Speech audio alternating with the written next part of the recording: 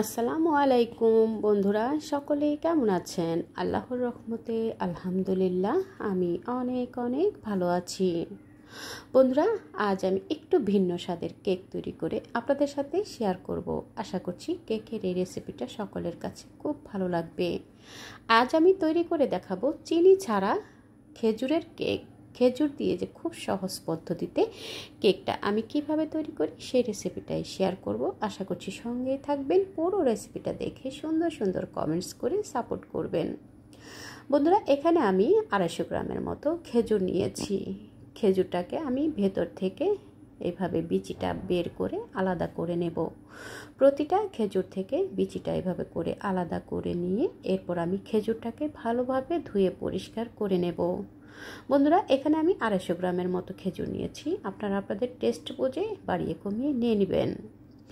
বাজার থেকে কেনা খেজুর অনেক সময় অনেক রকমের ধুলাবালি থেকে থাকে, তো এভাবে করে খেজুরটার ভেতর থেকে বিচিটা বের করে নিয়ে একটু ভালোভাবে ক্লিন করে ধুয়ে নেব। একটু ভালোভাবে ধুয়ে নেওয়ার পরে পানিটা ঝরিয়ে নিয়ে এরপর আমি খেজুরের সাথে গরম দুধ দিয়ে দেব।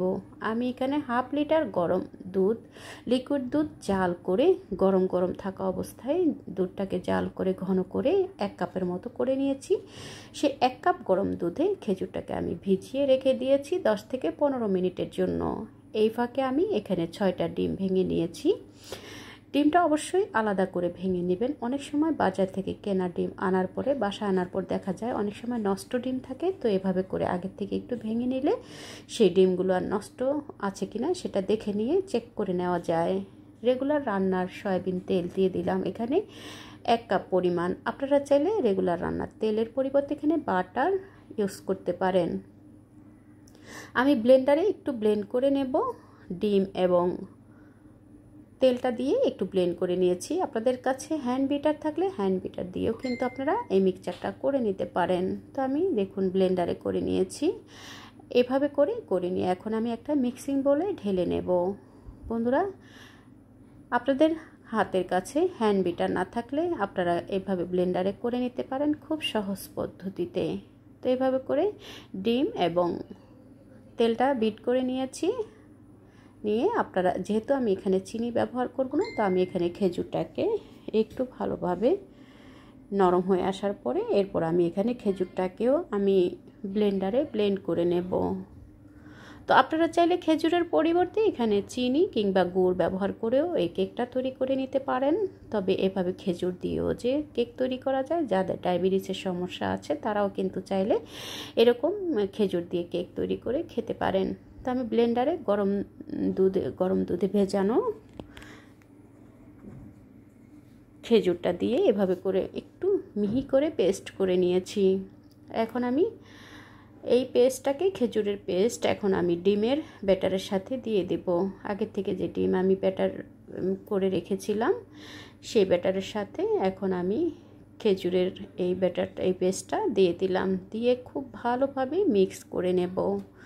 বন্ধুরা, এই মিক্স করার কাজটা আপনারা চাইলে হ্যান্ড বিটার দিয়ে করে নিতে পারেন। যেহেতু আমার হ্যান্ড বিটার কিংবা কেক বিটার কোনোটাই নেই, তো আমি এখানে স্প্যাচুলা দিয়ে আমি মিক্স করে নেব। তো বন্ধুরা দেখুন, আমি একটা হ্যান্ড হুইস্ক দিয়ে এভাবে করে মিক্স করে নিচ্ছি। খুব ভালো করে মিক্সটা করে নিতে হবে, আর একটু ধৈর্য সহকারে কিন্তু কাজটা করে নিতে হবে। ভালোভাবে মিক্স করে না নিলে যে কোনো জায়গায় দলা পেকে থাকতে পারে। তো একটু ভালোভাবে এভাবে করে মিক্স করে নিয়ে এরপর আমরা এর সাথে ময়দা দিয়ে দেব। তো বন্ধুরা, আমি এখানে 1 কাপ ময়দা দেব।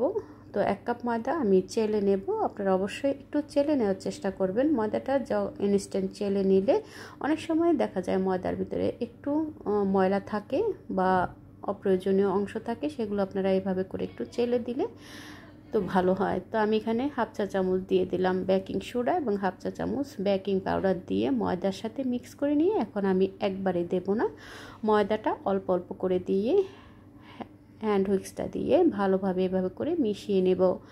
আমি যখন মেশাবো আমি কিন্তু এক সাইড থেকে মেশাবো, আমি এলোমেলোভাবে মেশাবো না। এভাবে এক সাইড থেকে ময়দাটাকে একবারে না দিয়ে অল্প অল্প করে চেলে নিয়ে এরপর আমি ময়দাটা মিক্স করে নেব। বন্ধুরা আমার ময়দাটা দেওয়া হয়ে গেছে, আমি কয়েকবারে ভাগে ভাগে ময়দাটা দিয়ে মিক্সচারটা করে নিয়েছি। এখন আমি আরও ভালোভাবে হ্যান্ড হুইক্সটা দিয়ে ভালোভাবে মিশিয়ে নিচ্ছি। এখন যেহেতু ব্যাটারটা একটু ঘন হয়ে গেছে, ব্যাটারটা এখন আর হ্যান্ড হুইক্স দিয়ে মেশানো যাচ্ছে না, তো আমি এখন একটা স্প্যাচুলা দিয়ে কেকের ব্যাটারটাকে একটু ভালোভাবে মিক্স করে নিচ্ছি। বন্ধুরা এই কাজটা একটু ধৈর্য সহকারে করে নেবেন, খুব দ্রুত এলোমেলোভাবে করা যাবে না, এক সাইড থেকে কেকের ব্যাটারটাকে মিক্স করে নিতে হবে। আমি এখানে ফ্লেভারের জন্য এখানে দিয়ে দিলাম ভ্যানিলা এসেন্স। আপনারা আপনাদের টেস্ট বুঝে পছন্দ অনুযায়ী এসেন্সটা ব্যবহার করতে পারেন, চাইলে আপনারা স্কিপও করতে পারেন। যেহেতু আমরা এখানে খেজুর ব্যবহার করেছি, খেজুরের কিন্তু একটা নিজস্ব ফ্লেভার আছে, তো আপনারা চাইলে সেই খেজুরের ফ্লেভারটাও রাখতে পারেন। তবে আমি যেহেতু এখানে ডিম ব্যবহার করেছি, তাই এখানে আমি একটু এসেন্স ব্যবহার করেছি ভ্যানিলা।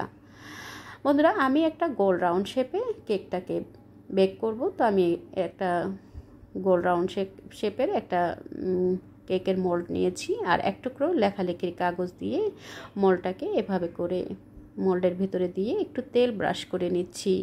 বন্ধুরা আপনাদের কাছে যদি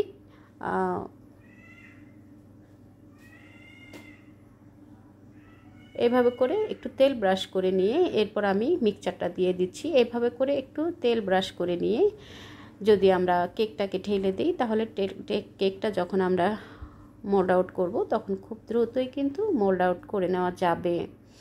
সুন্দরভাবে আমি ব্যাটারটা ঢেলে দিয়েছি, এখন একটু টেপ করে নিচ্ছি, এতে করে লাম্পস থাকলে লাম্পসগুলো আলাদা হয়ে যাবে। এখন আমি চুলায় যেহেতু কেকটা তৈরি করব, চুলায় আগের থেকে একটা প্যান বসিয়ে দিয়েছি, একটা লেখালেখির কাগজ দিয়ে একটা স্ট্যান্ড দিয়ে 10 মিনিটের জন্য ফ্রি হিট করে নেব।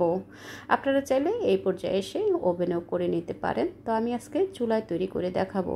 ঢাকনাটা দিয়ে 10 মিনিট রেখে দিব, এবং ঢাকনার উপরে যে একটা ছিদ্রি ছিল এক টুকরো কাগজ দিয়ে আমি ছিদ্রিটা বন্ধ করে দিয়েছি। 10 মিনিট ফ্রি হিট করার পরে এখন আমি কেকের মোল্ডটা প্যানের উপরে দিয়ে দিলাম, স্ট্যান্ডের উপরে দিয়ে আমি 20 মিনিট কিছুক্ষণ কেকটাকে জাল করে নেব, এবং কিছু ড্রাই ফ্রুট ব্যবহার করব।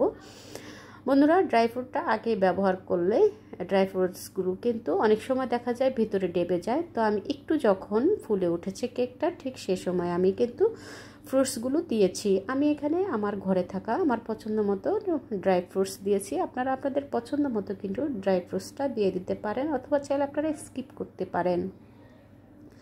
তবে এরকম একটু ড্রাই ফ্রুটস দিলে খেতেও ভালো লাগে, দেখতেও কিন্তু ভীষণ আকর্ষণীয় হয়। আমি এখানে দিয়ে দিলাম কিছু মোরব্বার, আমি এখানে 2 রকমের বাদাম ব্যবহার করেছি, আর করেছি কিশমিশ। তো আপনারা চাইলে এগুলো ব্যবহার করতে পারেন, অথবা আপনারা স্কিপও করতে পারেন। তবে এভাবে করে কিছুটা ড্রাই ফ্রুটস দিয়ে যদি এই কেকটা তৈরি করা হয়, কেকটা ভীষণ আকর্ষণীয় হয়।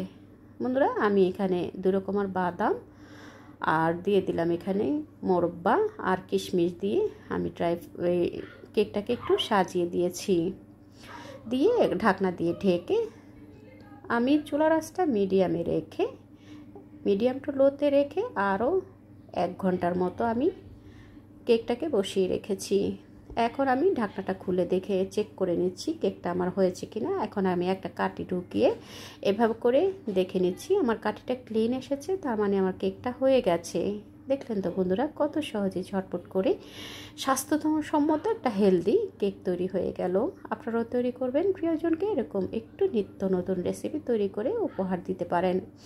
কেকটা কিন্তু ভীষণ স্পঞ্জি হয়েছে, খেতেও কিন্তু ভীষণ মজা হয়েছে। আশা করছি একবার হলো ট্রাই করবেন, কেমন হলো কমেন্টস করে জানাবেন। যারা এতক্ষণ ধৈর্য ধরে আমার রেসিপিটা দেখেছেন, একটা লাইক দিতে ভুলে গেছেন, প্লিজ বন্ধুরা একটা লাইক দিয়ে রেসিপিটা কন্টিনিউ করে নেবেন। শেষ পর্যন্ত রেসিপিটা দেখার জন্য সবাইকে অসংখ্য ধন্যবাদ জানাই। আমি একটু গরম গরম কেটে দেখিয়ে দিলাম বন্ধুরা, এটা আপনারা ঠান্ডা হয়ে গেলে কেটে সার্ভ করতে পারেন। আমি একটু গরম গরম কেটে আপনাদের সাথে শেয়ার করেছি, আশা করছি আপনাদের কাছেও ভালো লেগেছে। ভালো লাগলে প্লিজ বন্ধুরা আপনারা আপনাদের টাইমলাইনে শেয়ার করে দিয়ে ফ্যামিলি ফ্রেন্ডসকে দেখার সুযোগ করে দেবেন। দেখা হবে পরবর্তী কোনো রেসিপির সঙ্গে, সে পর্যন্ত সকলের সুস্থতা কামনা করছি। ভালো থাকবেন, সুস্থ থাকবেন, নিরাপদে থাকবেন। আমারও আমার পরিবারের জন্য দোয়া করবেন। পরবর্তী রেসিপি দেখার আমন্ত্রণ রইল। আল্লাহ হাফেজ।